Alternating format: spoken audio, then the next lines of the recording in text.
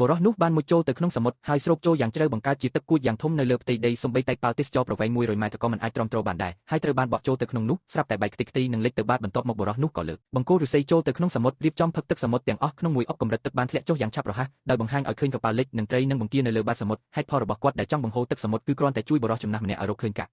ទាំង3ដែលគាត់បានទម្លាក់ទៅក្នុងសមុទ្រដោយដឹងពីគ្រោះថ្នាក់ម្ដាយត្រីគោរងបានហែទៅផ្ទៃជាមួយកូនយ៉ាងលឿនដោយអង្វរបុរសនោះឲ្យឈប់ពួកគេសុកចិត្តជួយស្វែងរកកាក់ដែលបាត់បុរសនោះយល់ស្របហើយចាប់ផ្ដើមបាញ់ទឹកចូលទៅក្នុងសមុទ្រជាមួយនឹងបង្គោលឫស្សីធ្វើឲ្យកម្រិតទឹកសមុទ្រត្រឡប់មកសភាពដើមវិញយ៉ាងឆាប់រហ័សមេត្រីគោរងបានរក្សាការសន្យារបស់នាងដោយបានជ្រមុជចូលទៅក្នុងទឹកដើម្បីប្រមូលកងទ័ពត្រីនិងបង្គាហើយចាប់ផ្ដើមប្រមូលកាក់ផ្សេងដែលបានលិចទៅបាតសមុទ្រសត្វអណ្ដើកបានប្រមូលកាក់រាប់ពាន់កាក់ហើយគេនិយាយថាអ្នកណាឃើញបុគ្គលនេះ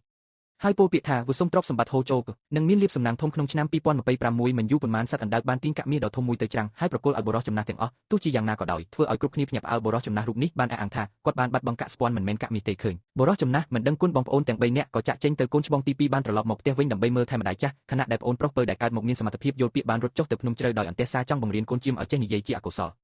ចៅក្រមបានកាត់ឡើងដើម្បីបរបាញ់នៅលើភ្នំខ្វាន់យូបានតម្រង់លំពេងរបស់គាត់ទៅកាន់ដងខ្លួនរបស់កូនជៀមហើយប្អូនប្រុសពៅដោយឃើញគ្រោះថ្នាក់នោះក៏ប្រញាប់ប្រញាល់ព្រមានគាត់ដូច្នេះហើយបានជួយសង្គ្រោះជីវិតកូនជៀមចៅអធិការដោយខឹងសម្បាដែលសត្វព្រៃរត់រួចបញ្ជាឲ្យឆ្មាំចាប់ប្អូនប្រុសពៅនាំគាត់ត្រឡប់ទៅអាសនៈស្រុកវិញហើយបញ្ជាឲ្យគេចាប់គាត់នៅលើសង្វៀនបន្ទាប់មកខ្លាមួយក្បាលដែលអត់អាហារអស់រយៈពេល7ថ្ងៃក៏ត្រូវបានដោះលែងដោយមានបំណងចង់ធ្វើកូនប្រុសទី3ជាអាហារទោះជាយ៉ាងណាក៏ដោយស្រាប់តែសត្វខ្លាមួយក្បាលនេះ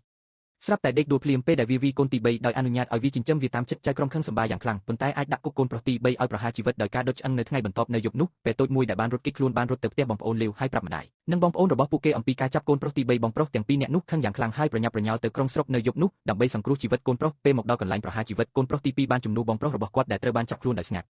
ស្ងៀមតាមបញ្ជារបស់ចៅក្រមកូនប្រុសទី2ត្រូវបានចង់នឹងសសរក្នុងគំនរអស់ទោះជាយ៉ាងណាគេមិនបានដឹងថាកូនប្រុសទី2មានសមត្ថភាពគ្រប់គ្រងភ្លើងនោះទេអណ្ដាតភ្លើងដែលឆេះខ្លាំងមិនអាចបង្កគ្រោះថ្នាក់ដល់គាត់តតែសោះខណៈកូនប្រុសទី2បានសូត្រមន្តអក្ខរាវិរុទ្ធអណ្ដាតភ្លើងបានរលត់ទៅវិញយ៉ាងឆាប់រហ័សឃើញបែបនេះចៅក្រមមានការបំផុសគំនិតមួយរំពេច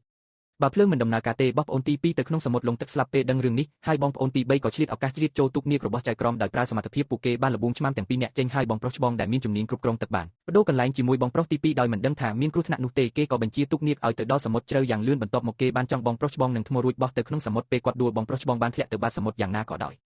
ស្រាប់តែសត្វស្វាមួយក្បាលបានលេចមុខមកកាត់ខ្សែពួរឲ្យគាត់ពេលនោះបងប្រុសច្បងបានឆ្លៀតឱកាសលួចចូលទៅក្នុងទឹកក្បែរទូកនាគយកបង្គោលឫស្សីចេញហើយចាប់ផ្ដើមបិទទឹកភ្លាមនោះទឹកហូរដ៏ធំសម្បើមមួយបានលេចមកលើផ្ទៃសមុទ្រហើយទូកនាគក៏ត្រូវបានបូមចូលដោយមិនដឹងខ្លួនភ្លាមនោះវាបានធ្លាក់ចូលទៅក្នុងថ្មប៉ប្រះទឹកហើយបានបាក់ដាច់ចៃក្រមធ្លាក់ចូលក្នុងទឹកស្លាប់ដោយអំពើបាបក្នុងជីវិតខណៈនោះបងប្អូនលាវទាំង3នាក់បានធ្វើដំណើរត្រឡប់ទៅផ្ទះវិញយ៉ាងសប្បាយរីករាយជាចុងក្រោយឈិនឡុងសូមជូនពរ